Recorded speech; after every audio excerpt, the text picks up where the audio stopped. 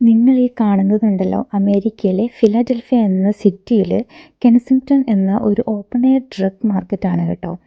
ഈ കിടക്കുന്നതൊക്കെ രോഗികളോ അവശരോ ഒന്നുമല്ല, ഡ്രഗിന് അഡിക്റ്റഡ് ആയിട്ട് നടക്കാൻ പോലും വയ്യാതെ ഏന്തി വലിഞ്ഞ് നടക്കുന്ന മനുഷ്യരും, നടക്കാൻ പോലും വയ്യാതെ അവിടെ കിടക്കുന്നവരും, ഈച്ച പോലും പിടിച്ച് വഴിയിൽ കിടക്കുന്ന മനുഷ്യരും, ഇതെല്ലാം യങ്സ്റ്റേഴ്സ് ആണെന്നുള്ളതാണ് അതിൻ്റെ വേറൊരു സങ്കടകരമായ ഒരു കാര്യം.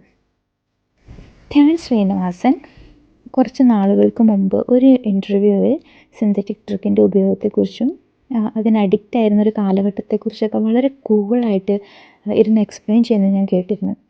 എന്തോ ഒരു സോഷ്യലി ഇറസ്പോൺസിബിളായിട്ടാണ് പുള്ളി ആ കാര്യത്തെ ഹാൻഡിൽ ചെയ്തതല്ലേ. അതുപോലെ കുട്ടികൾക്കടക്കം എല്ലാവർക്കും ഇത്രയും ഇഷ്ടമുള്ള ഒരു നടൻ ഇങ്ങനെയൊക്കെ എത്ര സോഷ്യലി ഇറസ്പോൺസിബിളായിട്ട് ബിഹേവ് ചെയ്യുമ്പം ചെറിയ കുട്ടികളടക്കം ചിന്തിക്കുന്നത് എന്താണ്, ഓ ഈ പുള്ളിക്ക് ഒന്നും പറ്റിയില്ലല്ലോ, ഇത്ര സില്ലിയായിട്ടല്ലേ കാര്യങ്ങൾ പറയുന്നത്, എത്ര കൂളായിട്ടാണ് ജീവിക്കുന്നത്, അപ്പം നമുക്കും ഇതൊക്കെ ആവാം എന്നൊരു ചിന്ത എന്തായാലും ചെറിയ കുട്ടികൾക്ക് തൊട്ട് ഉണ്ടായിട്ടുണ്ടാവാം. ഈ റീസെൻ്റ്ലി നടക്കുന്ന ഈ ന്യൂസുകളുടെയൊക്കെ drug related crimes among youngsters, അതിൻ്റെ പശ്ചാത്തലമെങ്കിലും ധ്യാനിന് വേണമെന്ന് വെച്ചാൽ ഒരു സ്റ്റേറ്റ്മെൻറ്റ് കൊടുക്കാവുന്നതാണ്.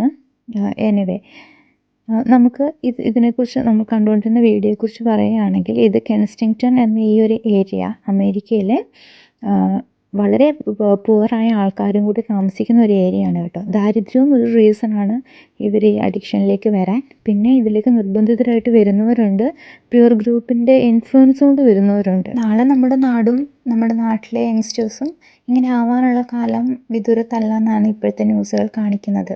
പരമാവധി ഷെയർ ചെയ്യുക, അവയർനെസ് കൊടുക്കുക. ഒരാൾക്കെങ്കിലും മനസ്സ് മാറുകയാണെങ്കിൽ അത്രയും നല്ലതല്ലേ.